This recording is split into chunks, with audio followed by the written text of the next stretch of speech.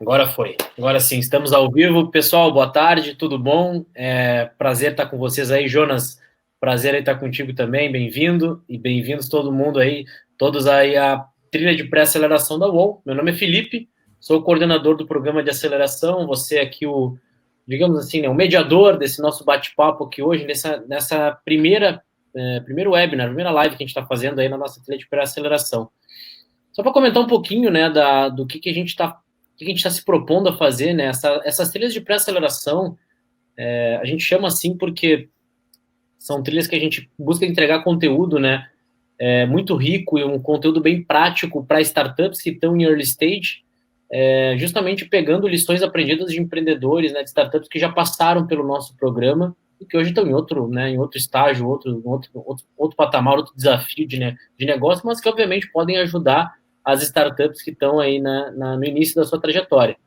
Então, nessa trilha de pré-aceleração do BET 18, né, que é a próxima turma, o próximo batch que a gente vai selecionar, a gente segmentou, na verdade, em duas trilhas, né? Um conteúdo focado em SaaS. Estamos aqui com o Jonas aí da Nota aí, que vai ser vai ter a honra aí de ser o primeiro aí da trilha de SaaS a falar com vocês. E também temos a trilha de Marketplace, que aí vai ser um conteúdo mais focado para esse outro modelo de negócio. Geralmente, SaaS e Marketplace são os modelos de negócio que mais aparecem aqui no portfólio da são as startups, os modelos de negócio que a gente mais investe e que também são mais abundantes aí dentro do nosso ecossistema. Então, a gente está fazendo esse teste, né? Sempre com aquela mentalidade startup, testando as coisas para ver o que vocês acham. Qualquer feedback que vocês tenham para nos dar aí é super bem-vindo. E, por favor, comentem com a gente o que vocês acharam da trilha, o que vocês acharam do conteúdo. Sempre, né, a gente está à disposição aí para trocar com vocês e para interagir. Já ia sugerir aí, Alexandre, Thiago, boa tarde. Já ia sugerir para que vocês se apresentem, né? No caso, essas trilhas de pré-aceleração, acho que num contexto normal a gente faria online também. A gente já tinha feito algumas online, tinha sido super legal. No contexto de pandemia, muito mais do que a gente fazer online, acho que a gente precisa cada vez mais buscar aproveitar as coisas que a gente pode extrair, né, de um evento online. O networking entre vocês, por exemplo, é super relevante também. Se apresentem, digam de onde vocês são, o que a startup de vocês faz, enfim, se conheçam, porque a parte de networking também ela é super relevante. E então acho que, né, os recados iniciais aí da paróquia, como a gente costuma falar, são esses. Falando um pouco da UOL, aos que talvez não tenham, não sei se já conhecem aí a aceleradora a fundo. A UOL é uma aceleradora que nasceu em 2013, então a gente tem aí 7 anos de experiência de mercado, é uma aceleradora bem ativa e uma das mais experientes aí no ecossistema também. A UOL, ela começou, né, a sua trajetória lá em 2013 com a mesma proposta que ela tem hoje, a proposta de ser uma aceleradora independente, ou seja, a UOL não é vinculada a nenhuma corporação, apesar da gente conseguir ter conexões e relacionamento com várias corporações, também nem é um grupo de pesquisa ou universidade, enfim. Então, é uma aceleradora independente formada por quem? Por investidores anjo. A gente hoje tem um grupo aí de 220 investidores anjo, que a gente consegue pegar tanto o capital financeiro, né, ou seja, são os investidores que investem através da aceleradora, que fornece o capital para a gente botar nas startups e também para financiar a operação, mas muito mais do que a grana, os investidores eles dão o conhecimento e toda a parte de mentoria necessária para as startups poderem, para ajudar, na verdade, as startups a crescer. A gente sabe que toda ajuda nesses estágios iniciais, que são super desafiadores, toda ajuda é bem-vinda. Né? Então, a gente tem aí mentores experientes, profissionais de mercado, empreendedores super experientes que também são também ajudam as startups na hora do aperto aí, né? Então, acho que uma coisa legal de comentar, né, dentro dos investidores que eu voltei, o João Del Valle, que é fundador do Ebanks, né, o Cássio Bobsin, fundador da Zenvia, o Renato, fundador da 99, o Paulo, fundador da Lura. A gente tem, né, grandes empreendedores aí que a gente conta no nosso grupo como mentores, e também a gente já tem aí 8 empreendedores que foram acelerados pela UOL com as suas startups e que hoje a gente conta como investidores, que é um ciclo super legal de completar, né? Quer dizer, tu pegar lá um empreendedor early stage, ajudar a startup dele a crescer, a tracionar, a startup fazer um processo de saída, né, um exit, e depois o empreendedor se tornar um investidor com toda a grana, com todo o conhecimento que ele gerou, né, sendo gerado no ecossistema e retornando para o ecossistema. Então, isso para nós é super positivo, é uma roda, digamos assim, um círculo virtuoso que a gente quer cada vez mais replicar. E hoje estamos aqui com uma das startups que a gente aposta aí que a gente vai conseguir cumprir esse círculo virtuoso, que é a Nota aí, o Jonas, que é CEO e fundador, né, tá falando de Rio Grande, né, Jonas? Isso aí. Então, cara, prazer te ter aqui, Jonas. Para nós, a gente estava relembrando aqui um pouco da história da Notaí, né? A aceleração da Notaí que ocorreu lá em 2018. A Notaí, né? Acho que não sei, não me recordo agora o número de clientes, mas acho que tinha na base aí dos 10 clientes, né? 15, 20 clientes no máximo, assim. Por aí, por aí. Já está perto dos 1.000 clientes, 2.000 clientes. Estamos perto dos 2.000 clientes. 2.000 clientes. Né, então, com uma trajetória super, né, agressiva de crescimento, né, uma parceria bacana também com a própria Delivery Center, que eu acho que é legal também de comentar, e óbvio, a startup cresceu, e eu acho que o nosso papel aqui, né, pessoal, obviamente, a gente tem algumas perguntas aqui que a gente vai bater muito sobre SaaS, né, hoje o assunto é SaaS, então, assim, vocês que são empreendedores de SaaS, tiverem dúvidas para perguntar para o Jonas, para mim, enfim, para a gente poder conversar, fiquem à vontade para colocar no chat, a gente vai priorizar bastante a interação com vocês, tá? Mas, obviamente, aqui, como a gente está numa trilha, pensem na trilha de SaaS, né, como estágiozinhos, né, que a gente vai primeiro no estágio mais inicial, depois a gente vai avançando. Então, hoje, basicamente, a nossa ideia era falar sobre Jobs to be Done, né, dentro de um contexto aí que a gente precisa entender o problema do cliente, a dor do cliente, e depois como que a gente consegue colocar o nosso produto, né, para resolver esse problema do cliente e como validar esse processo. Então, a ideia aqui é essa, mas, obviamente, se vocês tiverem perguntas que fujam um pouco disso, fiquem à vontade, né, a gente não está engessado aqui. Jonas, queria te dar as boas-vindas, cara, obrigado pelo teu tempo, pela tua disposição, sei que a tua operação aí está uma loucura, né, quase 2.000 clientes, não é fácil, e o time cresceu bastante também, então eu queria que tu comentasse um pouquinho da tua trajetória como empreendedor, assim, só para a galera te conhecer, e também certamente essa tua trajetória se confunde, né, se mistura, na verdade, com a Notaí, e aí já pode sair falando aí um pouco da Notaí também. Bem-vindo e obrigado de novo. É um prazer estar participando aqui da trilha com vocês. Em 2018, eu estava sentado lá do lado do pessoal, né, do pessoal que está aí nos vendo, com muita vontade de crescer e sem saber muito o que fazer. Então, foi uma trajetória bacana. Então, meu nome é Jonas, sou CEO da Notaí. O Alexandre comentou aqui do lado, também sou formado na Universidade Federal de Rio Grande, sou da vertente técnica, né? Sou formado em sistemas de informação, fiz o mestrado em engenharia da computação na FURG, e sou muito dessa vertente acadêmica misturada com tecnologia. E aí, advindo disso, surgem essas ideias malucas no meio do caminho de criar uma software house, no primeiro momento, na qual ela se transforma no Anotaí depois no segundo momento, né?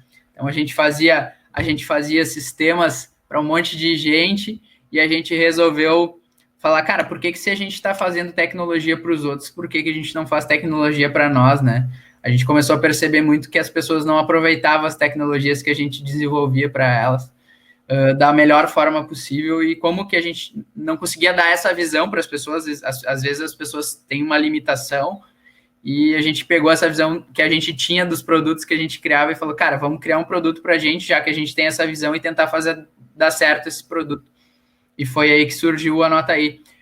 Para quem não sabe, o Anotaí é uma plataforma para automação de atendimento de WhatsApp e Facebook Messenger, né? E, em resumo, a gente faz robozinho para WhatsApp e Facebook para quem trabalha com delivery de comida. Então, o nosso nicho de mercado é bem específico. Ah, mas tu faz robô? Ah, se tu faz robô para WhatsApp, para Facebook, faz para agendamento, faz para o varejo, faz... Não, a gente faz para delivery de comida, e é isso, a gente não trabalha... Ah, mas pega um projetinho aqui, cara, pega outro ali. Não, a gente não pega. Anota aí, é isso. E como o Felipe falou, a gente começou a trajetória lá em 2018, com 20 clientes. Talvez dos 22 pagavam, porque a gente cobrava share sobre pedido, né? Então, não gerava pedido, as pessoas não tinham muito pedido no Facebook, no WhatsApp. Na época, o WhatsApp não bombava tanto, mas a gente tinha essa dor na época, né? A gente tinha essa dor dos próprios estudantes. Nós somos cinco sócios, né? 5 estudantes da universidade, finalizando a universidade. Não tinha dinheiro para botar cartão no celular, e a gente mandava um broadcast de mensagens para todas as lancherias da cidade no Facebook, para ver se uma respondia, né? Para a gente conseguir fazer um pedido. Então a dor sai muito disso aí, né, Felipe? Sim. Eu me lembro... Vou pegar um café, só rápido. Vai lá, Jonas. Então, sim, pessoal, enquanto o Jonas pega um café ali, né? A gente está todo mundo aqui, né, home office, então todo mundo tem que fazer as coisas, né, por conta. Fique à vontade, reforço ali o que eu falei, né, no chat, dúvidas sobre SaaS, não necessariamente sobre Jobs to be done, fique à vontade para colocar qualquer dúvida aí dentro do assunto, porque a nossa prioridade aqui é que vocês saiam mais espertos com algum conteúdo aí de valor depois desse nosso webinar, né? E, Jonas, acho que para a gente começar o bate-papo aqui, para começar a esquentar, acho que lá atrás é muito bacana revisitar um pouco a história de vocês e pensar assim, por que o mercado de food service, né? Por que o mercado de delivery? Por que vocês identificaram que esse mercado era interessante? E aí comenta um pouco quem é o ICP, né, de vocês, o Ideal Customer Profile, quem é o perfil de cliente ideal da Nota aí. Certo. Então, na época, como a gente falou, foi uma dor a princípio dos sócios, mas que depois a gente fez uma pesquisa mais profunda no mercado, né? E realmente identificou que 93% das pessoas no interior do Brasil ainda realizavam pedidos via WhatsApp, Facebook ou telefone. E o telefone estava morrendo, né? Assim como continua morrendo, não morreu completamente, mas as pessoas que usavam telefone agora utilizam o WhatsApp ou utilizam o Facebook Messenger para realizar os pedidos. Então, elas não fizeram a transição de telefone para iFood, de telefone para aplicativo, até porque no interior do Brasil muitas pessoas não baixam o iFood, não baixam esses marketplaces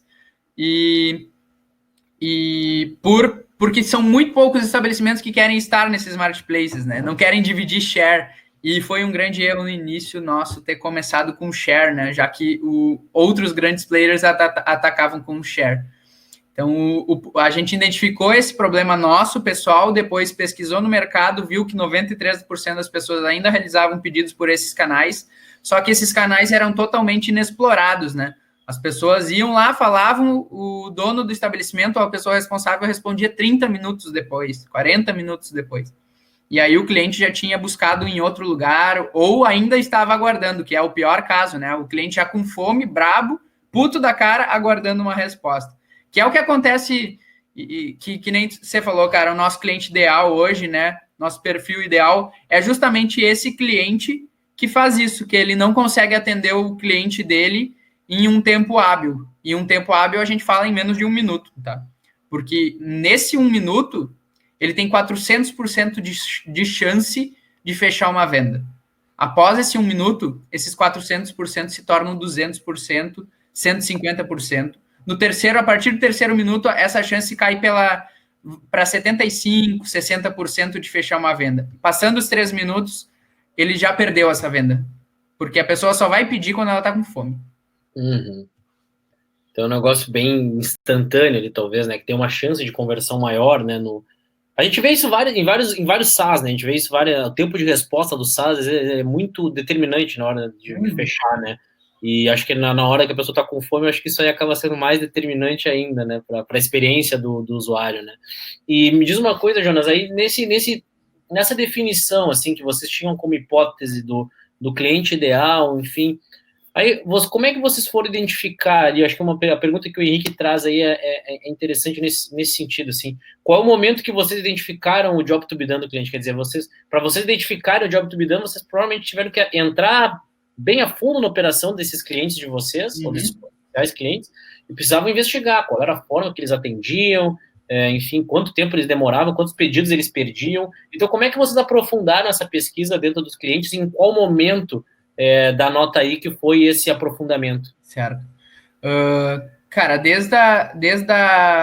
do dia que a gente idealizou esse problema, a gente tinha uma empresa aqui em Rio Grande, chamava Bauru do Apache, tá? Era uma empresa que vendia Bauru. Ele era amigo dos meus sócios e a gente acabou adentrando na operação dele para identificar, cara, como é que ele atendia, como que ele fazia para atender o telefone, como que ele fazia para anotar os pedidos. O nome do Anota Aí vem muito nesse sentido, né, de anotar pedidos. E, cara, a gente viu que o processo que ele nos mostrou era um processo muito ruim. Porque o cara atendia o telefone, ele pegava um papelzinho, ele anotava com uns garranchos horrível, e aí ele pendurava num preguinho e aí o cara que estava fazendo o X olhava aquilo assim, ó, o que tá escrito aqui, cara? E muitos pedidos, daí a gente perguntou, cara, quantos pedidos são errados, quantos vão certo, né? Muitos pedidos errados, faltando coca, faltando, era para tirar cebola, o cara anotou sem cebola de um jeito que ninguém entendeu e acabou indo com cebola. E isso a gente pegou uma operação ruim. Aí teve um segundo cliente em Bagé, quando eu acabei viajando bastante no estado nessa época, e aí eu encontrei um cliente em Bagé que tinha uma operação sensacional, assim, uma operação que servia de exemplo para todos. Uhum. E isso, assim, eu não vou dizer que foi sorte, mas também não vou dizer que não foi sorte, porque quando tu encontra um cliente que é um exemplo de operação e tu pega essa operação e tu tenta mapear ela para transformar para todos os teus outros clientes, isso foi essencial. Ele nos mostrou como que era a operação dele, principalmente de anotar os pedidos, como que ele fazia, como é que era o call center. Ele já tinha call center, ele não tinha um atendente, né? Então, a gente foi vendo que, cara, era muito importante imprimir o pedido no final, né? Era muito importante não ter só o pedido na tela, era para ser impresso. Era muito importante a estrutura que o pedido ia chegar para as pessoas entenderem. Era muito importante o jeito que era feito o pedido. Então, isso ajudou muito. Esse job to be done, quando a gente vai dentro da operação do cliente e identifica um cliente que realmente tem uma operação top, uma operação muito boa e que tem uma ideias sensacionais. Esse é o sócio que não é sócio da Anotaí, mas hoje ele é meu amigo, inclusive. É Fun Burgers, o nome da empresa dele. Até hoje ele está com a Anotaí. Hoje, praticamente 60%, 70% de todos os pedidos da empresa são via Anotaí. Esse é um cliente que eu lembro desde 2018, né? Exatamente. Esse cara fez com que o Anotaí virasse a chave a nível de processos. Então, como todo mundo fala, né, Felipe? Quando a gente vai fazer um negócio para nutricionista, nada mais justo do que ter um nutricionista no quadro societário, né? Para poder que entenda do negócio. Ou que tu, pelo menos, faça uma pesquisa de mercado tão a fundo que você compreenda de como que funcionam os processos exemplares de um nutricionista. No caso nosso, não tinha um sócio assim, mas a gente conseguiu esse cara que praticamente virou sócio do Anotaí por falar esmiuçadamente como que funcionavam os processos exemplares dentro do mundo do delivery, do fast food, principalmente. Claro. Um ponto bem relevante nessa tua fala, que pelo menos eu pesco, assim, é que sempre no início da trajetória da startup, a startup vai achar aquele cliente modelo, talvez, né? Aquele cliente ideal, né? Me parece que esse, no caso de vocês lá atrás, foi esse cliente aí de Bagé, né? Uma operação de hambúrguer que vocês conseguiram plugar a solução de vocês e, obviamente, desenvolver um relacionamento com o cliente, né? Uhum. E eu acho que, como é que é esse processo daí, Jonas? Porque, assim, com esse cliente vocês conseguiram desenvolver um relacionamento, né, próximo, ele ajudou, muito provavelmente, a desenvolver boa parte do produto, né, nos primeiros meses ali de Anotaí, mas agora com quase 2.000 clientes, talvez não dê para ter o contato tão próximo assim com a maioria, né? Então, como é que, né, e como é que vocês deram escala para isso, né? Como é que vocês conseguiram atender e tentar, assim, atingir um nível que faça sentido, um nível ótimo, digamos assim, que deve estar sendo perseguido ainda, mas um nível ótimo de escala e atendimento aos clientes de vocês? Certo. É faseamento, né, Felipe? No início, a gente achava e foi realmente muito importante a saída para campo, que é entender os clientes, né? A gente foi em vários fecharam a porta na cara. Eu era do time comercial na época, né? Eu era desenvolvedor, eu era do time comercial e eu era do time de marketing. Não sei se tu lembra. Então... O famoso PPTO, né? Pau para toda obra. Então, na real, a gente tinha tem 5 sócios, todos técnicos, muito técnicos. Eu era um pouquinho, eu que conseguia falar com humanos, então eu conseguia falar com humanos, eu fui para a área comercial, e aí foi importante isso. Mas que nem o Felipe falou, não tem como ter um processo assim pro resto da vida, né? Tipo, cara, teve uma época que eu tava viajando de Rio Grande a Pelotas para fazer Pelotas inteiro de carro e indo para Bagé, e aí de Bagé para cá, e, cara, a gente ganhava, sei lá, 600 pila por cliente, eu gastava muito mais em gasolina, né, meu? O CAC LTV não chegava a ser um cálculo muito. Não, Chegava a ser um cálculo muito bom, assim. Mas, sem, óbvio, estava em estágio bem experimental ainda, né? claro, era validação, né? E aí, no momento que a gente validou o produto, que acaba um pouco essa história de sair para campo, cara, agora o nosso produto tá ok, faz sentido para as empresas utilizarem ele, vamos tentar dar escala.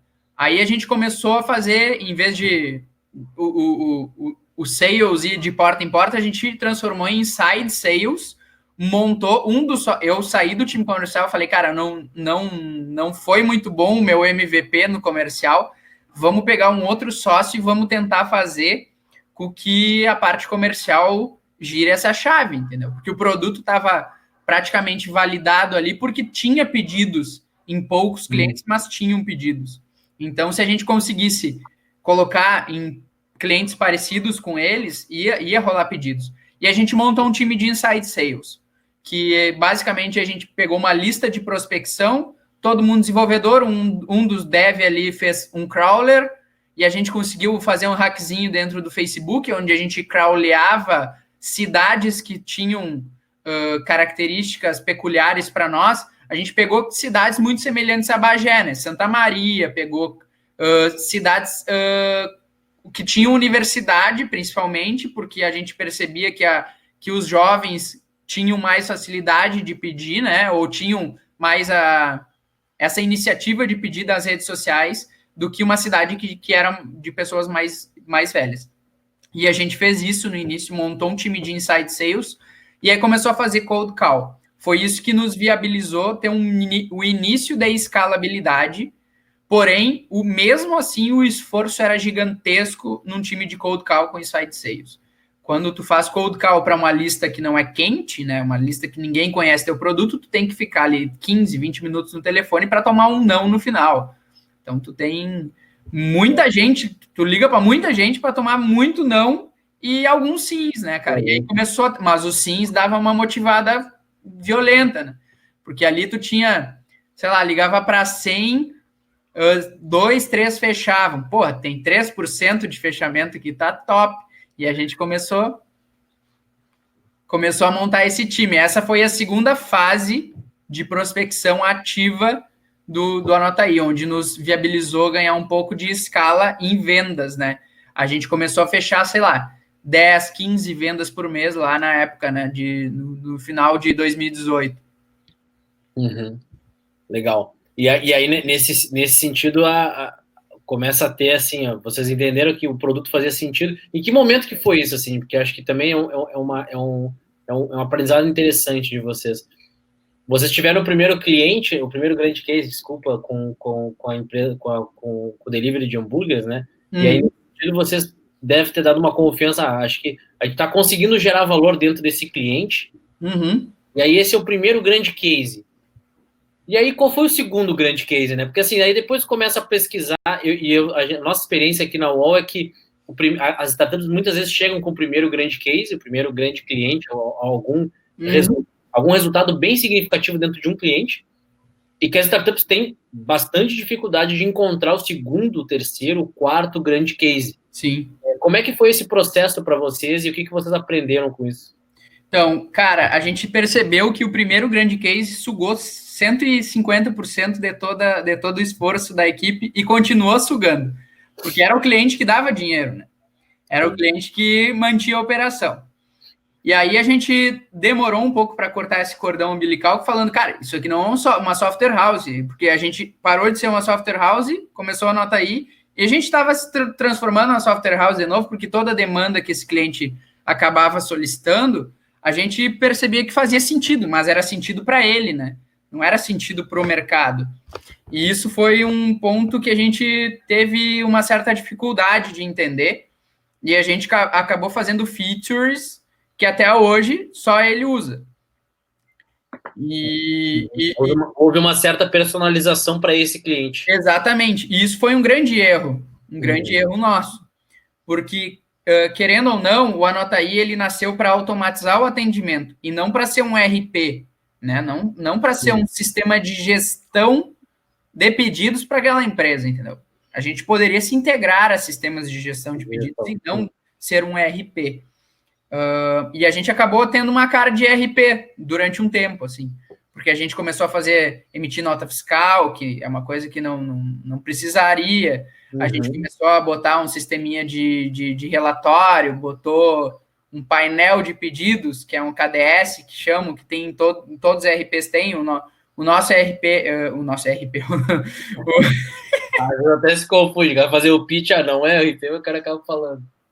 Mas, basicamente, a gente teve esse problema e só virou a chave, Felipe, quando, lá no final de 2018, vocês foram lá para Rio Grande, você foi para Rio Grande, acabou apresentando a galera da Dona Made, a gente tinha conhecido eles um pouco antes e apresentou lá, se eu não me engano, o Kellerson e a Luísa, que eram responsáveis do marketing digital, e aí foi quando eu assumi o marketing digital da empresa de forma realmente séria, assim. Cara, eu vou botar todos os meus esforços nisso. E foi quando eu assumi realmente, eu parei quase todas as minhas operações que eu estava fazendo e eu assumi o marketing digital. E foi quando a gente conseguiu montar uma máquina de vendas mínima e começou a desvincular do inside sales de cold call, que era muito esforço, para uma prospecção de máquina de vendas mais proativa, né? Então, fazia as campanhas, os clientes vinham, a gente ligava. Então, pegava um cliente muito mais quente. Pegava um cliente, as taxas de conversão aumentaram muito. E diminuíram muito no site, óbvio, né? Porque que daí tu bota para um outro lado. Mas, cara, valeu muito a pena, porque daí começaram os segundos grandes cases, os terceiros grandes cases. E sem ter um esforço absurdo de identificar um grande case. Sim. Porque o funil começou a entrar gente, e aí a gente começou a identificar, olha, cara, não é só a hamburgueria que funciona, o cara da pizzaria lá tá vendendo a mesma coisa que o cara da hamburgueria aqui. E aí esse cara não sugava tanta energia quanto aquele cara lá que a gente acostumou ele com as funcionalidades, né? Porque toda vez ele vem, quem sabe a gente muda isso, quem sabe a gente muda aquilo. E aí, porque, óbvio, né? No início foi muito assim. E o segundo cara da pizzaria, não, ele tava feliz da vida com o que a gente entregava na caixinha pronta do Anotaí. Aí o cara falou, cara, isso aqui é sensacional, não preciso que mude mais nada, era isso que eu precisava na minha vida. E aí conseguiu o terceiro cara, até que a gente chega num ponto que os caras falam com a gente, tipo, sexta-feira não dava para implantar, né, às 4:30 da tarde, 5 horas, todo mundo ia para casa. Claro, a gente ainda, os sócios ainda faziam implantação final de semana e tal, mas teve um momento que a gente, cara, não, até a sexta. Teve gente que chegava e falava assim, cara, eu preciso desse robô com urgência. Daí eu falei, quem é que precisa de um robô com urgência, né? É uma necessidade de mercado que a gente não tinha visto ainda. Mas começou a acontecer isso. E eu acho que o grande segredo, Felipe, foi isso, marketing digital, sabe? Chegar aos clientes aleatoriamente por ali e tu identificar os perfis e ir ajustando a tua máquina, ao invés de tu ir mudando a tua lista de prospecção. Sim. Mas me parece que também teve um trabalho anterior de vocês que eu acho que foi muito... Um trabalho, eu digo, até penoso, porque a gente ficou muitos meses buscando descobrir, desvendar, de fato, esse processo de validação dentro do cliente, né? Entendendo o que fazia sentido para a operação dele, enfim, foi um processo, acho que bem trabalhoso. E aí, obviamente, depois, para tu conseguir ajustar a máquina, vocês também tiveram muito trabalho, mas que aí com o processo, né, tendo confiança no produto, o produto já tendo entregue valor, né, em situações anteriores, acho que deu para... Aí conseguiram crescer, né, conseguiram ajustar as arestas ali na máquina e vai embora. Acho que até a máquina de vendas, acho que é um assunto legal para a gente retomar daqui a pouco aqui para frente. Eu quero trazer perguntas aqui do pessoal do chat. Tem uma pergunta do André aqui. O André é CEO da Galileu, plataforma de análise farmacêutica, o uso da experimentação animal. Legal, André. Obrigado aí pela participação, pela pergunta. Qual é a diferença entre oferecer serviços como SaaS ou PaaS? Serviços como Software as a Service ou Platform as a Service? Imagino que seja isso, né? Me parece assim, não sei, André, se tu quiser deixar mais clara a tua pergunta, eu vou dar a minha interpretação aqui, se é uma coisa para um usuário final, assim, uma coisa que vai aparecer, que tem uma interface, ou que é uma coisa mais de infraestrutura, mais que opera por trás da cortina, assim, não sei se é essa a tua pergunta, se tu puder esclarecer para a gente, não sei se o que tu entendeu aí, Jonas, dessa pergunta aí do André. Cara, eu vejo muito como sinônimos, né? A gente tem essas nomenclaturas de SaaS, PaaS, que antigamente chamavam de outras coisas ainda, que vão evoluindo, entendeu? Para mim, a minha concepção de plataformas as a service e software as a service são muito similares. Para mim, o PaaS é a evolução do SaaS, na verdade, porque quando tem um software as a service, na verdade, a palavra software, tu já meio que imagina ela instalada no teu computador, algo ali como um serviço, né? ERPs, por exemplo, de restaurantes, onde a gente atua muito, é muito assim, entendeu? É software as a service, porque tu tem uma estrutura, tu tem um software instalado, tem banco de dados, tem um server local lá do restaurante para rodar os negócios. Tem uns bagulho bem arcaico, assim, onde realmente é software as a service, onde o cara aloca um software lá dentro. E a plataforma, cara, para mim é a evolução do SaaS, porque tu tem tudo online ali, não que não tenha conexão no SaaS, mas tu não tem algo instalado, entendeu? Para mim é essa a grande diferença.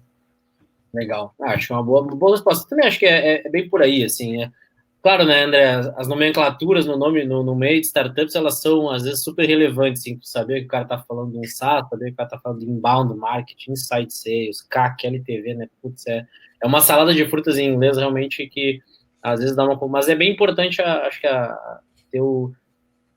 ter a clareza do que tu, né, do que tu tá querendo fazer, né, acho que nesse sentido, o job to be done, por exemplo, que é um assunto que a gente está buscando aprofundar um pouco mais aqui, ele serve tanto para um quanto para outro, né? Sempre você vai ter uma tarefa, uma operação, uma atividade que o teu cliente vai precisar fazer, que tu eventualmente pode ajudar com alguma ferramenta, com alguma tecnologia, e que aí tu entrega isso, né, de forma de software ou de plataforma. Tem mais uma pergunta aqui no chat, Jonas, do Lorival. Gostei. Quer saber sobre a tua ideia sobre a tua ideia que hoje é um negócio. Por que não fizeram um mini iFood sem cobrar as taxas que eles cobram? Né? O que fez com que vocês fossem mais pro pedido por WhatsApp? Legal, já traz um pouco da competição com o iFood aí, que eu acho que era uma coisa que eventualmente ia surgir de dúvida. Legal. Cara, gostei da pergunta. A pergunta vai muito a nível de inovação na época onde a gente vinha de vertentes de tecnologia muito fortes, assim. Os laboratórios que a gente estudava na universidade era muito deep learning, era muito inteligência artificial, tinha bastante coisa ali. Eu não era muito dessa área, era de uma área de automação de residencial, de domótica, mas trabalhava com persuasão, umas outras coisas. Mas vamos lá, só para resumir. A gente identificou, cara, o seguinte, que a Next Wave, né, que a gente estava muito nessa pesquisa de inovação, a Next Wave é no apps, é no install, tá? É uma coisa que ainda está por vir, que está vindo, está chegando, reflete-se muito nos nossos resultados desse ano e do ano passado, que é no install. Quando a gente fazia o pitch, o Felipe deve lembrar, a gente tem um slide bem grande no pé na porta, que é o que chama ali, né? Que é, cara, chega de apps, tá? Nós não aguentamos mais apps. E no início, muita gente batia sobre isso, tá? Porque, como assim chega de apps? Um monte de gente fazendo apps e vocês falando chega de apps. Cara, não dá, é tanto app que não dá. Se tu for ver um estudo de caso, 20% dos aplicativos que tem instalado no teu celular, tu abre diariamente. Os outros 80% tu não abre. E a Next Wave é justamente o que a gente estava pesquisando sobre o que iria vir pós-aplicativos. Tá? A gente se espelhou muito no WeChat na China, onde é o super app, né? Muita gente quer desenvolver um super app. Só que, cara, o super app existe. O super app na nossa cabeça, na época, era o WhatsApp. Tá? Ele iria se tornar o super app. Porque na China o WeChat funciona assim. É um grande chat com muitos serviços. Banco, delivery de comida, roupa, varejo, Cara, o que tu imaginar tá no chat na China. Ninguém instala nada lá. Todo mundo fala, vou falar com o meu gerente de banco, que é um robô, no caso, né? Que vai, vou pegar meu extrato, vou ver aqui, vou fazer uma aplicação. E a gente se espelhou muito nisso. Justamente por este motivo, a gente não desenvolveu um mini iFood. Porque a Next Wave era pós-apps. A gente não queria ser o último da primeira divisão ou o último da segunda divisão, que é o que a gente chama, né? Hoje a gente ainda está na segunda divisão, mas a gente quer ser o primeiro da segunda divisão e quer tentar entrar na primeira divisão, tá? Que é justamente concorrer com os apps e ainda bater os apps, porque a Next Wave não são mais apps. São PWAs que já estão morrendo, inclusive o PWA nasceu morto quase, que é um app que tu escolhe instalar ou não. Mas, cara, tudo web app, é web app. Na verdade, o web app tu meio que só coloca o ícone dentro do celular, né? E aí tu vai. É como se. A experiência para o usuário é como se fosse um app, né? Mas tu Exatamente. É legal. Me lembro, Jonas, desse teu pé na porta aí, um pitch. E realmente, acho que há 2 anos atrás, né? Que foi mais ou menos a época que a gente viu o pitch da Nota aí. No presente momento, os apps estavam muito muito em voga, assim, e o pessoal comentava muito sobre os casos de uso de aplicativo, enfim, tinha muitos apps que estavam bombando, né? Então, foi bem, digamos assim, foi uma discussão muito legal sobre esse ponto aí da Nota aí. E acho que uma das coisas, né, outra coisa que acho que diferenciou um pouco, né, Jonas, do iFood, talvez tenha sido a própria estratégia de go-to-market, que a gente chama, né, uma estratégia que qual foi o perfil de cliente que vocês miraram, não necessariamente era o cliente que o iFood estava interessado, né? Então, e aí eu acho que nesse sentido também vocês se diferenciaram um pouco, não sei o que tu acha. Não, com certeza. Quando a gente parou de cobrar share, virou realmente um SaaS, né, Felipe? Foi no metade ali de 2019, início, metade, pouco, o segundo quarto de 2019. A gente virou realmente um SaaS que cobrava mensalidade. Cara, aquilo foi uma virada de chave no modelo de negócio e para conseguir escalar totalmente as vendas, assim.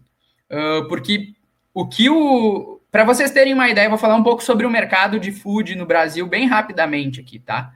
Imagina que hoje um bom restaurante, um cara que tenha um serviço muito bom, o cara que tenha tudo certinho, cara, ele paga lá os impostos, o Simples Nacional dele, ele emite as notas fiscais, porque daqui a pouco quem não faz isso, vai cair fora.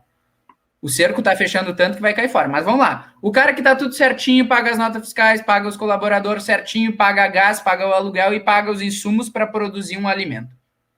Esse cara, na melhor das hipóteses, isso não sou eu que estou dizendo, tá? A gente foi lá na Brasel, em Porto Alegre, para falar com a diretora da Brasel em Porto Alegre, que é a Associação Brasileira de Bares e Restaurantes, e ela falou para nós, cara, na época, que um bom restaurante, um cara que tinha controle de custo fudido, que era um puta gestor, não era um dono de restaurante, era um puta gestor, ele tinha, no máximo, 25%, 20% de margem sobre a venda de um produto, tá?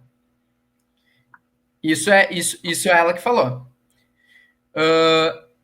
Vocês sabem quanto que o iFood ou marketplaces, vamos falar de nomes que aqui ninguém vai ser processado, né? Mas vamos lá.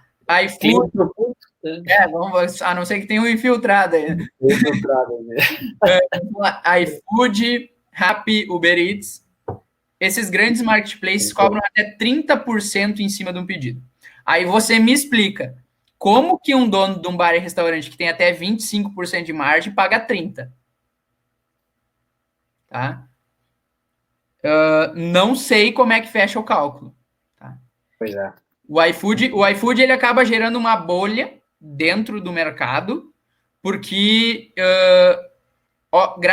ainda bem que os restaurantes, antes da pandemia, vamos falar em 2019, tinha a opção de atender em loco, né, que é atender ao público. Então, 30% desse restaurante fazia delivery. Eles saíram prejuízo porque eles usavam marketplace.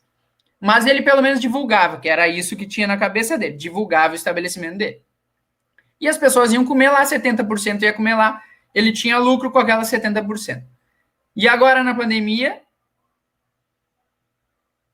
que 100% da operação é delivery, como é que você fecha o cálculo dos 25% que ele tinha de margem ter que dar 30% pro iFood?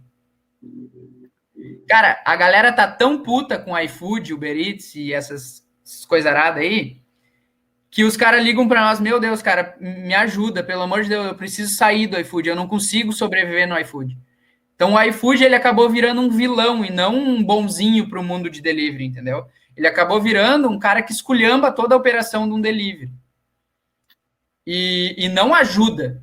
Eu acho engraçado a propaganda do iFood hoje, com as pessoas chorando ali no Instagram, preto e branco, bonitinho, sorrisinho vermelho do iFood. Cara, se no coração do negócio o troço tira 30% do delivery que tá quase quebrando, velho.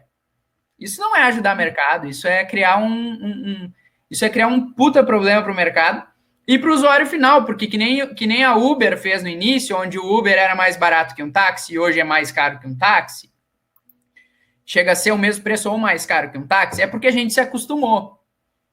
Adquiriu muita base, né, de usuário. Exatamente. E claro, é muito mais legal pedir um Uber, porque é fácil, né? Não tem que estar ligando para um táxi. Se tivesse um aplicativo de táxi mais barato, a gente talvez usaria. Mas vamos lá. A mesma coisa, cara. O iFood está ativando todo mundo acostumando a pedir com o iFood, depois tu não pede por outro lado, sem ser mais iFood, e acaba. E o restaurante, para não quebrar, vai ter que repassar os 30% para o cliente. Ou pelo menos uma grande margem disso. E a gente vai acabar pagando mais caro para comer. Isso é, digamos assim, né? Essa é a grande reclamação por parte, talvez, do restaurante, que não é tão visível, né, para o usuário, né? E eu acho que isso começa a diferenciar um pouco os modelos, né, de marketplace e SaaS, né? Acho que do ponto de vista do que vocês buscaram agregar de valor, né? Acho que o ponto, né, Jonas, que eu acho que é legal comentar é, dentro do teu cliente, tu buscou identificar onde que estava a oportunidade, digamos assim, que ele poderia não perder pedidos, né, que tu oferecendo um modelo de negócio diferente do marketplace, tu conseguiria agregar valor para ele conseguiria cobrar preços até mais justos do usuário final, né? Então, exatamente. Vocês conseguiram fazer essa descoberta, ter esse aprendizado também. Exatamente. No início foi muito, cara, você não vai perder pedidos, tinha 1, 2, 3 pedidos, e num segundo momento foi, cara, eu não consigo mais atender meus clientes no WhatsApp, o que eu faço? Beleza, anota aí, esse é o cliente ideal. É o cara que não consegue dar vazão a tanto atendimento ali, que demora 20, 30 minutos para responder, porque tem muito pedido. Tem gente que manda o vídeo direto para nós, ali, cara, olha aqui meu WhatsApp, eu não consigo responder, eu preciso de vocês. E, cara, isso é muito legal, porque tu vê que os caras têm um canal de venda muito bom, que é o iFood deles, né? O iFood do estabelecimento hoje é o WhatsApp. E que não tem como gerar escala. E a gente consegue encaixar uma ferramenta que dá escala para ele. Legal. E acho que Lorival, acho que a tua pergunta aí gerou bastante aprofundamento, até na parte, né, de competição no iFood. Eu acho que a pergunta do Ramon também vai em cima, vai meio que na carona disso, né, que é o que vocês fazem para aumentar a barreira de entrada de novos concorrentes. Acho que essa pergunta é interessante porque a gente viu surgir, não sei quantos concorrentes, né, Jonas, mas eu acho que, cara, são incontáveis, assim, os concorrentes que surgem, né, nesse mercado. E essa é uma pergunta, acho que realmente muito boa, assim. E é claro que, né, não dá para entregar todo o ouro aqui, mas acho que dá para a gente comentar um pouco em cima, assim, qual é essa nota aí para que tu consiga, por exemplo, uma das coisas que eu acho que vocês fazem super bem é como é que vocês entram no cliente para depois, né, não sair mais, por exemplo, né? Cara, tem duas coisas, tá? Que são muito importantes que a gente viu. Primeiro estava no próprio pitch, né? Então, esse dá para falar que um dos nossos diferenciais hoje é a inteligência artificial, uma das poucas plataformas. Hoje a gente tem mais um concorrente só, até 2, 3 meses atrás. Claro, tem vários concorrentes, né, mas eu digo tem um agora que também trabalha com inteligência artificial, tá? Que não é uma similaridade de palavra, realmente é uma rede neural, realmente é um robô que aprende, realmente é um negócio que muita gente não enxerga isso por trás, mas que a gente se calça nisso e a gente e isso é uma coisa que os outros concorrentes não conseguem copiar, tá? Pode copiar a tecnologia, pode copiar várias coisas, mas a parte de IA ninguém copia. Isso está guardado a 7 chaves aqui e realmente é uma coisa que nos diferencia muito no mercado. A gente acertou muito em relação à IA. O segundo ponto, tá? Cara, o mercado de delivery de comida, infelizmente, não aceita self-service. Tá? A A gente testou, o Felipe sabe que a gente testou muita coisa de self-service, muitas estratégias de self-service. Como todo mundo era dev, a gente fez o que a... Da Hitbox? Isso, a gente se espelhou na Lightbox naquela época também, para fazer um serviço self-service. E, cara, não adianta. O mundo do delivery de comida não é self-service, ninguém cadastra cardápio, ninguém cadastra nada. Todo mundo vagabundo. Todo mundo vagabundo. Ninguém quer cadastrar. Ou pouco tech-friendly, né? Ou tech-friendly. Cara, na real, vou te dizer, pode fazer a melhor... Cara, se nem o iFood conseguiu fazer self-service, com 2 bilhões de reais injetado no ano passado, não vai ser o Anota Aí que vai conseguir, entendeu?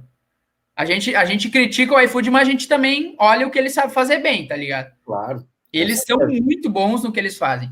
Alguma coisa tem que estar fazendo certo. Né? Não, pelo amor de Deus, os caras faturaram 500 milhões de reais no ano de 2019, né, cara? Então, eles fazem alguma coisa certa, muitas coisas certas. Inclusive, cobram muito bem. Cobram bem por isso, exatamente. Cara, mas assim, o segundo ponto é feito por gente, tá?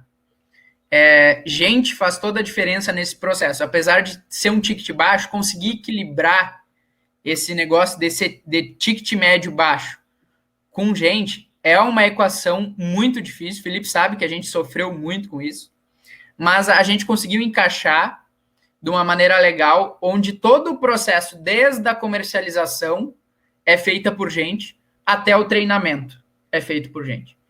Então, cara, isso gera um grande valor agregado à ferramenta. Nenhum concorrente no Brasil faz o que a gente faz no processo interno. Não vou abrir muito como é o processo, mas, cara, desde o processo de venda. A gente tem, para vocês terem uma ideia, a gente tem processo de pré-venda, tem processo de venda, tem processo de cadastro, tem processo de treinamento, tem processo de acompanhamento. Tudo com gente. E tem processo de suporte. E o nosso suporte é 24/7, independente se está acabando o mundo ou não.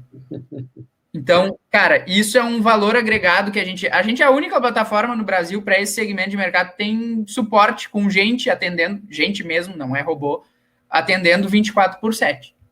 Uhum. Esse é um desafio muito particular, assim, né? Que é quando tu tem um ticket médio baixo, né? Tu tem que acertar todo o teu modelo de venda, né? Tu tem que acertar o teu CAC, o teu LTV, tem uma série de números ali, de cálculos que tem que se fazer para, de fato, analisar e concluir se a conta fecha ou não, né? Uhum. E, obviamente, dentro da trajetória de vocês, né, Jonas, o aprendizado nisso foi muito grande, porque, de fato, a gente descobriu que não fazia sentido os 100% né, no touch, né? Fazer um self-service de ponta a ponta. Isso aí foi uma estratégia que a gente testou e não funcionou. Então, a gente precisava criar um negócio que não fosse muito pesado para o restaurante em termos de preço e também que a gente conseguisse equacionar uma operação, tanto de marketing, quanto de vendas, quanto de customer success, né, para atender esse cliente. Eu acho que aí uma pergunta do Ramon, acho que é legal, como é que vocês fizeram para definir os preços, né? Como é que foi esse exercício e como é que foi esse processo aí? Porque não foi só um teste que a gente fez em pricing, né? Pricing faz muito teste mesmo. Então, acho que aí seria legal tu comentar o aprendizado que vocês tiveram nessa linha. Cara, a gente, na questão de definição dos preços, foi teste massivo, assim. Cara, num mês a gente cobrava um valor, no outro mês a gente cobrava outro valor, no terceiro mês cobrava outro valor, e não com os mesmos clientes, com clientes totalmente... E aí começava a avaliar, cara, qual é o mês que mais saiu gente? De qual mês saiu gente? Porque a gente queria entender se era o preço que ele estava saindo ou se era a tecnologia, né? Porque era muito peculiar. E a gente começou a perceber que quanto mais alto o ticket, mais churn tinha. Porque, querendo ou não, essas pessoas, além de demorar para enxergar um pouco o valor da ferramenta, elas levam 3 meses, em torno de 3 meses, para realmente ser fisgado, tá? E nesses 3 meses, a quantia de churn era absurda, assim. E, cara, muito difícil saber o porquê. Mas a gente começou a ver que alguns era pricing. E aí a gente começou a ajustar. Cara, vamos cobrar... Quando era 5%, a gente tinha um teto. Então, 5%, era 5% em cima de cada pedido, com um teto de R$500. Cara, a galera saía. Até hoje tem pouca gente, ainda tem gente nesse modelo de negócio, sabia, Felipe? Tem gente nesse modelo de negócio e a gente está tentando... Foi o primeiro. A gente está tentando migrar essa galera e todo mundo vai ficar muito feliz porque vai migrar para SaaS, entendeu? E vai ser por um valor muito inferior. Sim.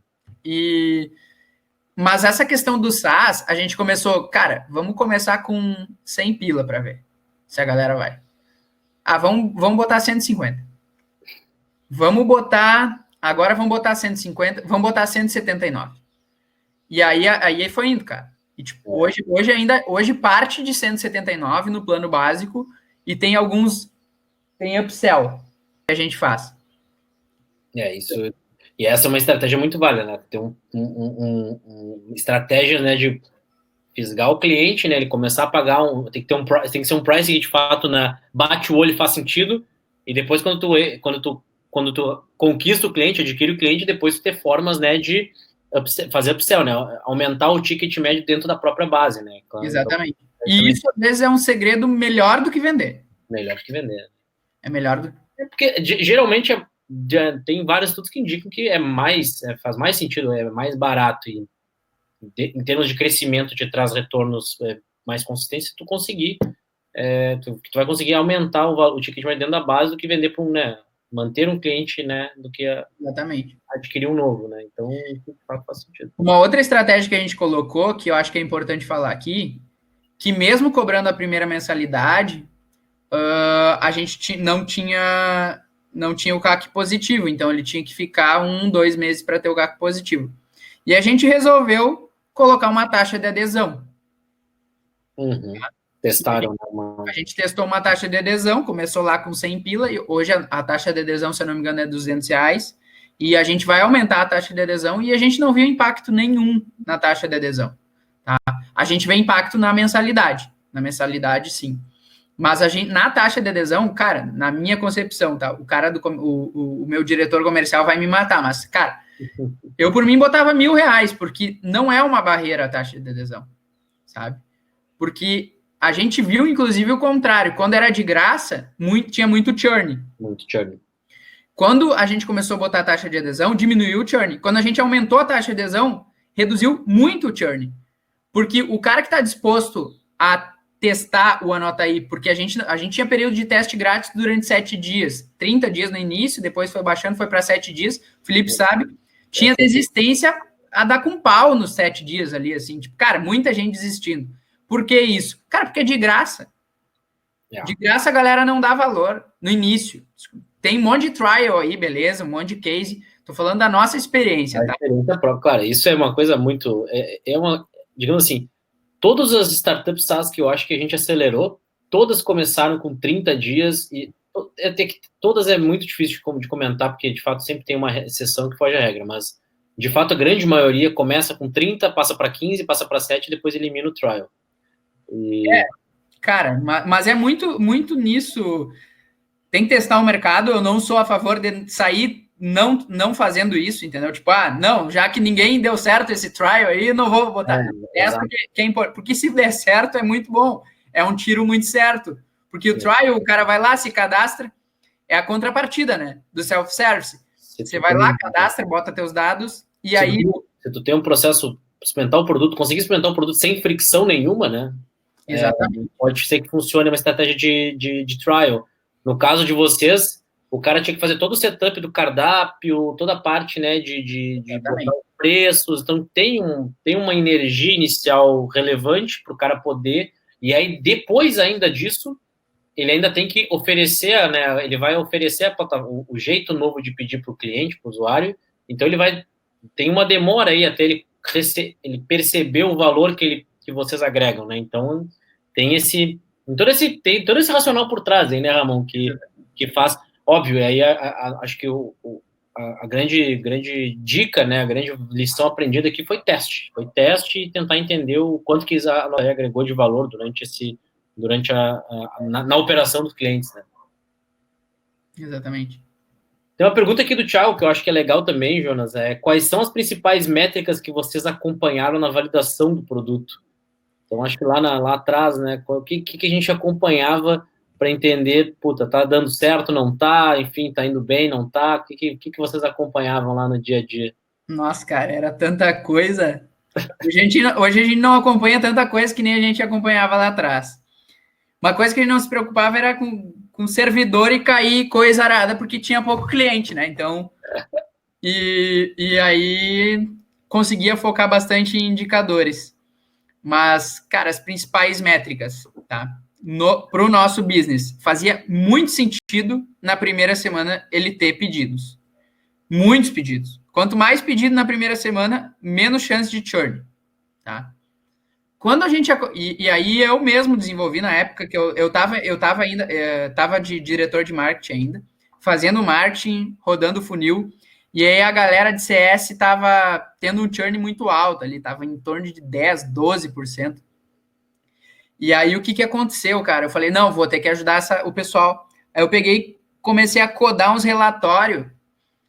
Eu mesmo fui fazer uns relatórios que mandavam CSV para o Customer Success da lista de clientes que não estavam performando naquela semana para ele entrar em contato e descobrir com eles o que estava acontecendo. Porque apesar de ter indicadores ali, a gente não tinha algumas informações, tipo, se ele tinha ligado a Nota I, se ele tinha aberto a plataforma, não tinha. Então, a gente tinha um cara de CS que fazia isso. Ele gerava todos os dias uma lista de clientes para ele que não tinham pedidos ou que tinham poucos pedidos e que ele tinha que entrar em contato. Isso foi muito importante. Hoje não funciona mais assim, é melhor os negócios. Mas, cara, na época foi importantíssimo. Esse era o North Star, né? Toda empresa tem um North Star, né, Felipe? E o nosso North Star era número de pedidos. Porque se o cara tivesse número de pedidos bom, cara, aquilo era o valor que nós gerava para ele.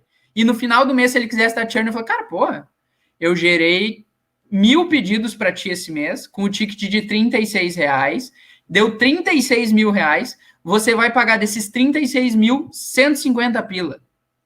Isso representa X%. Nem sei fazer aqui de cabeça, né? Então... Mas, cara, basicamente era isso. A gente tinha argumento para não dar churn. E o cara, sério isso? Sim, claro, tá aqui, ó. Tu vendeu 36 mil, vai pagar R$150, cara. E o cara, faz sentido eu continuar. Então, tá, beleza, entendeu?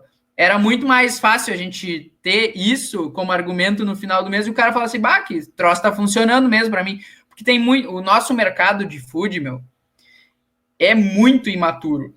Se tu não der na cara dele que ele ganha 36 mil e gasta 150 pila, ele vai dar churn, porque ele acha que não funciona. Porque ele viu um cliente no WhatsApp sendo mal atendido pelo robô. O que é mal atendido? O robô não conseguindo entender o que o cliente dele perguntou, porque a inteligência, a IA não é um negócio 100%, né?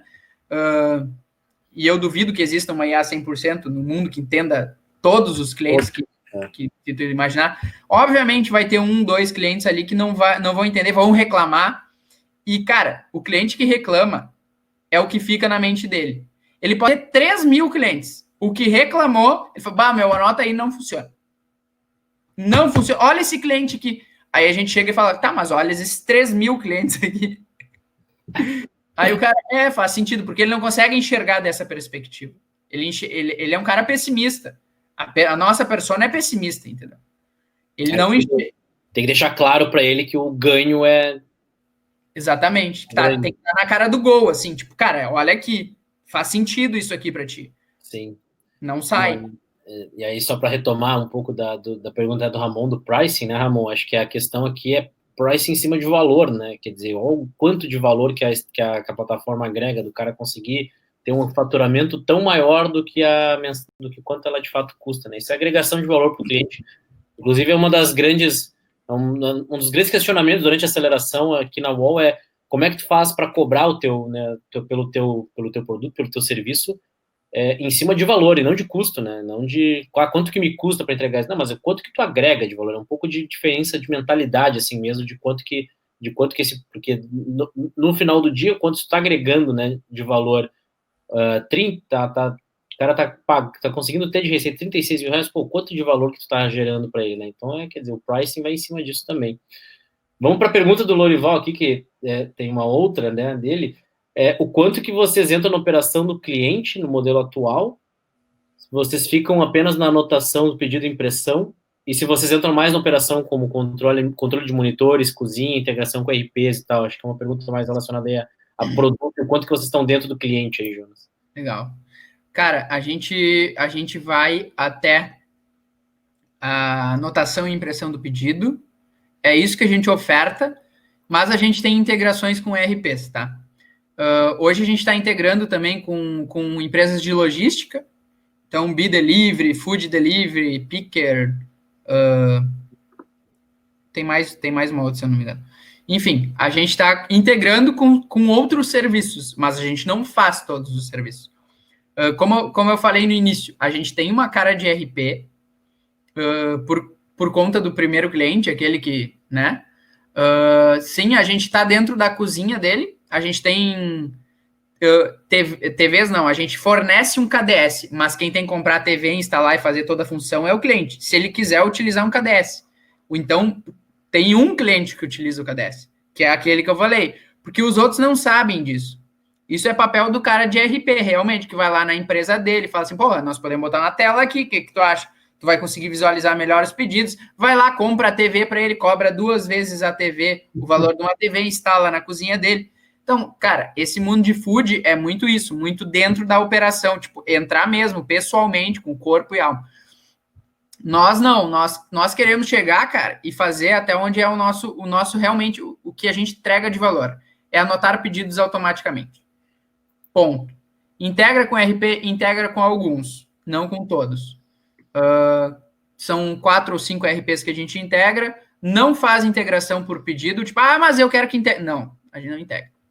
Não tem demanda individual para cliente. Só integra com quem faz sentido para o modelo de negócio. Hoje a gente integrou com um RP que chama GR Food e eles são distribuidores oficiais da Anotaí. Tá? O RP já está se tornando até uma estratégia de canal para vocês. Então. Exatamente. Então, quando faz sentido assim, onde eles assumiram toda a operação da Anotaí, a gente entra com a tecnologia e eles conseguem ofertar a automação de atendimento por WhatsApp pelos canais dele. Por mim, tranquilo, porque o que a gente calculou? Nosso gross margin, né? Qual é a nossa margem que a gente ganha em todo o nosso produto, descontando toda a nossa operação? X. Beleza, se eu ganhar X mais 2 com esse cara, tá show. É isso aí.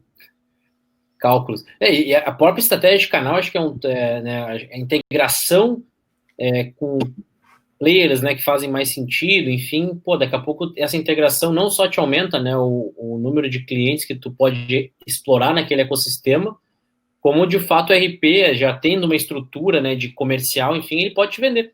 Exatamente. Então, uma estratégia de canal, né, comercial super legal também, né? Mas é muito importante enfatizar que tem que ser tomar cuidado com as integrações e com os RPs. A gente integrou, por exemplo, eu vou abrir aqui, a gente integrou com o Colibri, tá? Que é um dos maiores RPs do Brasil. É um dos mais conhecidos, né?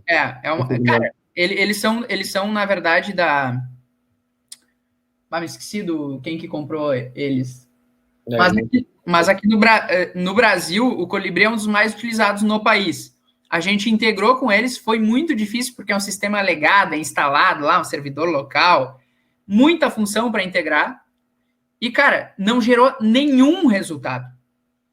Então, quando tu investe um esforço absurdo só para dizer, cara, eu tô integrado com o Colibri, e te gera nada de resultado, velho, abandona. Primeiro, tem que ser bom pro teu negócio.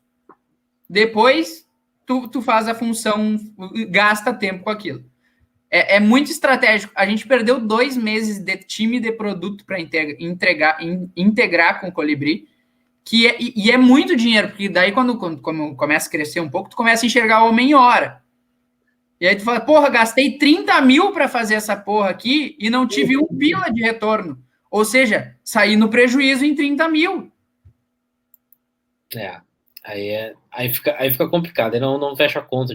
Apesar, né, eu acho que isso é um cuidado que você tem que ter de fato, né, que nem sempre a integração que mais faz sentido é com o mais conhecido. Com certeza, com certeza. E acho que isso é uma boa lição aprendida aí, porque a gente vai analisar, né, estratégias de integração, a integração podendo levar para uma estratégia de canal daqui a pouco, a gente tem que analisar uma série de coisas, né? No caso de vocês, uma integração que poderia ter sido Poderia ter sido colocada energia em outra, por exemplo, que fizesse mais sentido, mas isso aí são aprendizados, né? Aprendizados. Pessoal, estamos chegando aqui, né, já estamos a 1h05 aqui, mais ou menos, na nossa live. Lucas, eu gostei da tua pergunta, porque a tua pergunta é uma ótima pergunta para começar a encerrar a live. Dicas para quem está começando a própria startup agora. Jonas, dá uma incentivada, né? Porque a gente sabe que é difícil, que tem bastante desafio, mas para quem está começando agora, Jonas, o que tu sugere aí? Cara, eu falei contigo esses tempos, ali tu me perguntou, cara, quantos testes de hipótese vocês fizeram ao longo? Sim, é verdade. Então eu vou concluir com uma única palavra, cara, teste. Teste. Não tem, cara, assim, ó, tu nunca vai acertar de primeira. Quem acertar de primeira é sorte. Com certeza é sorte. Sem sombra de dúvida é sorte. Então, teste, meu. Quanto mais rápido tu errar, mais próximo tu tá de acertar. Então, erra. Ficou mais ou menos, pô, então tô indo no caminho certo. Vai lá, testa de novo. Tanto é que hoje em dia, a gente está mudando todos os planos do Anotaí novamente, que é o modelo de negócio do Anotaí. Cara, a gente não tem medo de testar nada aqui, porque a gente testou muito. E a gente sabe que teste é bom. Dá trabalho. Mas é sensacional. Eu ponho a mão no fogo e dizer que acho que a Anotaí foi a startup que eu mais vi experimentar coisas dentro da aceleração. Acho que foi um dos processos assim, mais intensos em nível de experimento que eu já vi. Assim. Olha que eu estou há 7 anos nessa brincadeira aqui, foi realmente muito legal acompanhar semana a semana coisa nova indo sendo testada, enfim, é muito aprendizado sendo gerado, as reuniões sempre tinham muita informação nova, né? Então, acho que também isso é um desafio para quem está começando, né, Lucas? Gerenciar. Se tu faz muito teste, óbvio que fazer muito teste é muito legal, faz muito teste, sim. Aí, se o cara tem a nota aí, tinha que fazer muito teste. Mas tinha toda a competência dos fundadores para gerenciar a quantidade de informação que era gerada em cima desses testes, né? Analisar, parar para analisar, isso também é super desafiador, porque a operação consome, né, Jonas? A operação, mesmo que tenha 10, 20 clientes ali, a equipe, né, no início era super enxuta, né, super pequena, eram 5 fundadores, né, ainda são 5 fundadores, mas era só os 5 fundadores trabalhando naquela época, então, é super desafiador, assim, tem que fazer mais com menos, tem que trabalhar bastante e, olha, vamos dizer que foi sorte, né, Jonas, mas a gente acha com certeza que não. Olha, não foi sorte. Sorte talvez em alguns pontos, achar o Enzo lá da Fanburgers para tentar ajudar. E alguns pontos eu até concordo, mas, cara, os testes não foram sorte. Foi testar, errar e acertar. Jonas, para a gente encerrar aqui, meu caro, enfim, comentar um pouquinho, sabe? Acho que é legal ouvir teu depoimento. Importância da aceleração, o que foi legal, o que não foi, ajudou, não ajudou, enfim, bem transparente aí de empreendedor para empreendedor.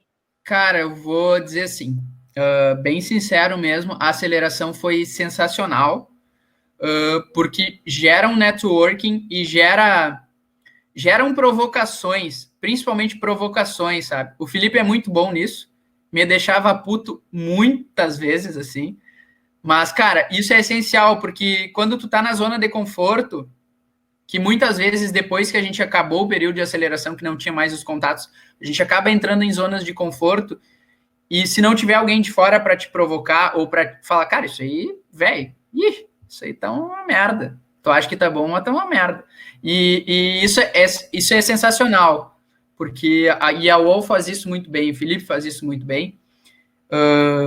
Ele sabe que a gente iniciou o ano de 2018 ganhando R$200 por mês cada sócio.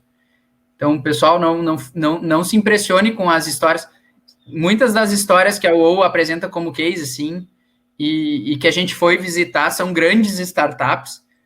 Muito provavelmente aqueles fundadores ganharam R$200 em alguma época da vida deles. Tipo, cara, porra, que merda, sabe? Tô ganhando uma miséria. A gente ganhou R$200 por mês em 2018.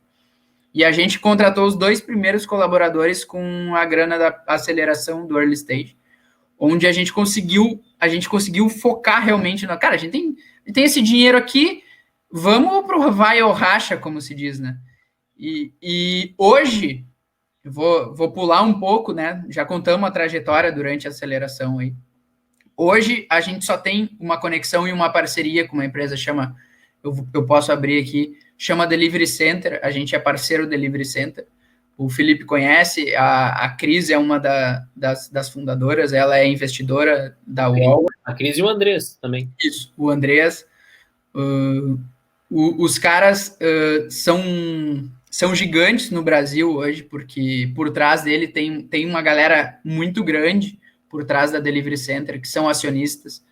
E hoje a gente só conseguiu... O Andrés, inclusive, fiz reunião semana retrasada com ele, cara. Então, cara, vocês só estão aqui falando com a gente, com essa parceria, por causa da UOL, que a Cris é investidora. E eu também, mas, tipo, a UOL que nos conectou. Então, as grandes parcerias... Onde a gente está hoje, a gente chegou pelas conexões traçadas pela UOL. Muitas conexões no meio do caminho para ajudar também foram feitas pela UOL, que eu nem vou falar aqui, mas essa é muito importante. Essa a gente passou do Bauru do Apache, que é o que a gente atendia aqui, para Subway, tá? Para Pizza Hut, para É isso aí. Para Applebee's, entendeu? A gente deu um passo, subiu o level, vamos dizer assim. E entraram com 5 fundadores, e hoje, para finalizar, Jonas, são quantos hoje? Pergunta do Renato ali, quantas pessoas no time? Hoje estamos quase com 50 pessoas, passando de 50 nesse mês, provavelmente. Legal. Pessoal, acho que é isso, Jonas. Sensacional a história, cara. Muito bom de escutar. É ótimo poder a gente ter os nossos 5 centavos de contribuição nessa trajetória tão legal aí da Nota I. Para nós é uma honra. Foi, né, durante o período de aceleração, principalmente, que foi o período que a gente ficou mais próximo, foi um prazer aí ter dividido essa trajetória contigo. Né, as cervejas que a gente tomava lá, né? Puta, como vai escalar esse negócio? Como é que vai ser? Isso aí é a história que a gente conta com muita alegria, sabendo que o negócio está indo super bem. E, cara, obrigado de novo, Jonas, pelo teu tempo, pelas lições, por compartilhar com o pessoal aí. E, galera, de novo aí, queria agradecer quem tá com a gente até agora, nessa 1h10 aí de live, de web, enfim, como vocês queiram chamar. Essa foi o primeiro encontro aí, né, focado em SaaS. Quinta-feira a gente tem um encontro que inaugurou a trilha de Marketplace, né, quem quiser chamar os conhecidos, enfim, amigos, profissionais, enfim, que networking de vocês que queira, né, aprender um pouco mais sobre Marketplace, a gente vai começar na quinta-feira essa outra trilha. Então é isso. Queria, né, reforçar a pergunta ali, eu até me passei ali, uma pergunta do Eduardo, acho que era, Eduardo, isso aí, que vai ficar gravado, sim, vocês vão receber o link da gravação no e-mail. Então, assim, as partes que aí eu e o Jonas, a gente falou uns palavrão, a gente pode, depois a gente edita e a gente corta. O Thiago mandou aqui para vocês o link, né, da jornada de conteúdo, então, se vocês quiserem aí acessar, depois se inscrever para receber tanto a programação do Marketplace quanto a de SaaS, fiquem à vontade. Valeu, Thiago. Obrigado aí, pessoal. Valeu. Obrigado. Boa semana para todo mundo aí. Nos vemos na quinta. Quem for participar, Jonas, de novo aí, cara. Show de bola. Obrigado aí. Até mais.